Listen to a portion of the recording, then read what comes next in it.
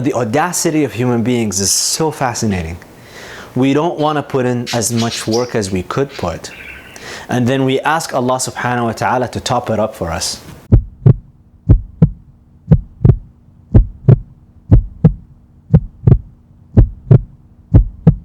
Assalamu alaikum. A man came to the Prophet sallallahu alaihi wasallam and he was asking him how to understand the concept of tawakkul, that is reliance upon Allah subhanahu wa ta'ala, in practical terms, day-to-day living. It's one thing for us to talk about belief and the theology and tawheed, and all that is great, but how do I act it out in my day-to-day life? It's one thing to believe it, but how do I take it into action? And the specific example that the man came to the Prophet ﷺ with was, he has a camel, and this camel, when he goes home or when he goes to the market or wherever he's at running his errands, when he gets off of it, he used to tie it. He would go run his errands and then he would come back.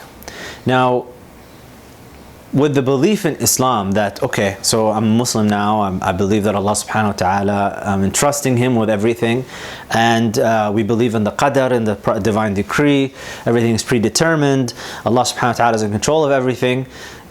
When you listen to all of these things, it sounds like, your action in tying the camel seems pretty insignificant in the big picture. If Allah trusted, if you're going to trust Allah subhanahu wa ta'ala with all of this. So he asked the Prophet ﷺ, should I tie my camel and then just add this belief about reliance, about tawakkul on top of it, like an afterthought?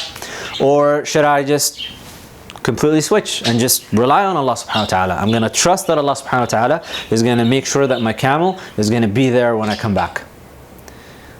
Put it in modern terms, should you lock your car and ensure that your valuables are not visible?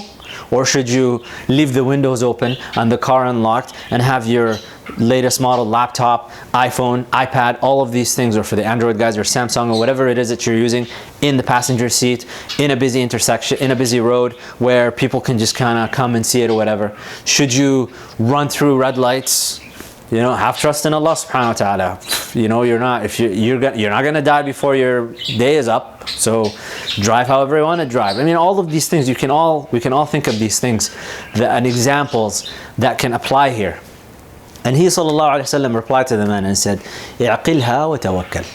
Tie your camel, and in conjunction with tying your camel, you're now acting upon the sunan, the patterns that Allah subhanahu wa ta'ala has imposed in the world and set the world to go through, and have reliance upon Allah subhanahu wa ta'ala on top of it. The two of them go together. You believe as a Muslim that the inherent power is not in you. You're not the ultimate cause or the ultimate reason things are working out. It's Allah subhanahu wa ta'ala that is facilitating these things and making them happen. Now, just to take it a bit on a different angle, things that we're looking for in this world. We make dua and we ask Allah subhanahu wa ta'ala for good in this world and the next world, but specifically for things that we ask for in this world.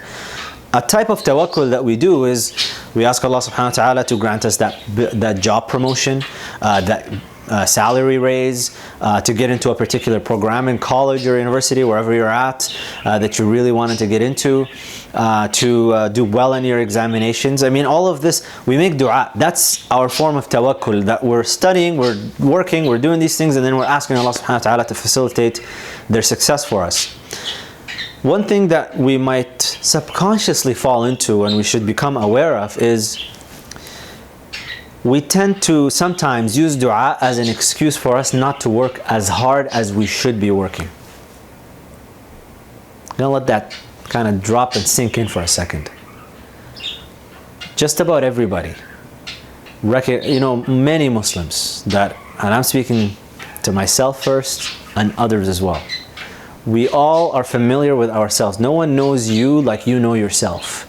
And Allah subhanahu wa ta'ala is closer to you than your jugular vein. So Allah knows you better than you know yourself. But you know yourself very well.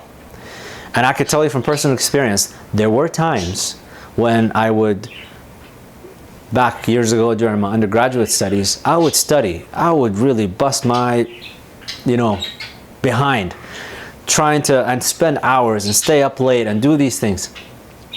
but I would use dua and prayer as an excuse, as a proxy, as almost a cop-out, as a way for me to be lazy, to excuse my laziness, so that I don't put in sometimes 110% into the thing that I'm doing.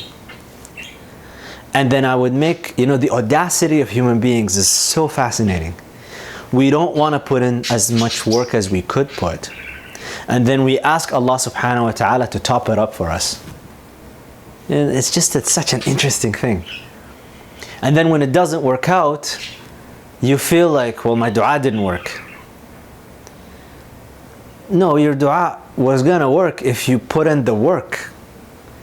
Dua comes after you've done your part. The thing is, when you're asking Allah subhanahu wa ta'ala to be granted admission to a particular program, or to be granted a raise or a promotion in your job, what you're asking, with every great power comes great responsibility, like Spider-Man. Well, with every new position that you get in life, or with, if you get into that program that you're looking to get into, that entails responsibilities. And what you have to do is prove yourself deserving of those responsibilities. And how do you do that? You do it by putting in the work in the particular position that you're in right now. Like, one of the best counsels that I've received, which is related by so many scholars, but I ask this every time I meet with teachers, and before I leave I ask them, like, give me final counsel before I depart. And one of my teachers told me this counsel. Two of my teachers told me the same counsel. أقم نفسك فيما أقامك الله فيه.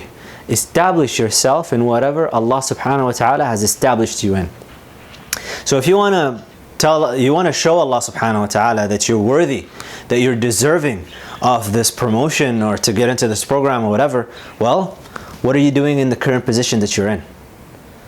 You can make the dua, and what the dua will do for you is one of two things. It will either ensure facilitation to getting into this program, or to getting this raise, or getting this promotion in your job, or it will ensure that your energies that you have put in to earn that position are not going to be laid to waste. That Allah subhanahu wa ta'ala will exchange you.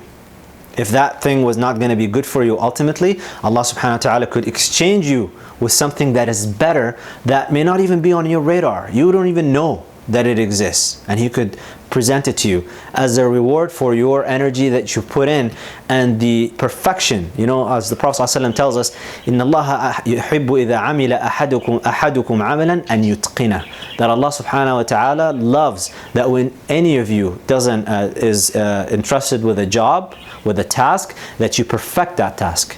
So yeah, make the dua, have tawakkul upon Allah subhanahu wa ta'ala, but you need to make sure that you've put in the work, that you've shown that you're deserving of the next step, that you fulfilled all of your responsibilities in what you're at, and you have what it takes. Now you're showing that you have what it takes, that you can take on a little bit more.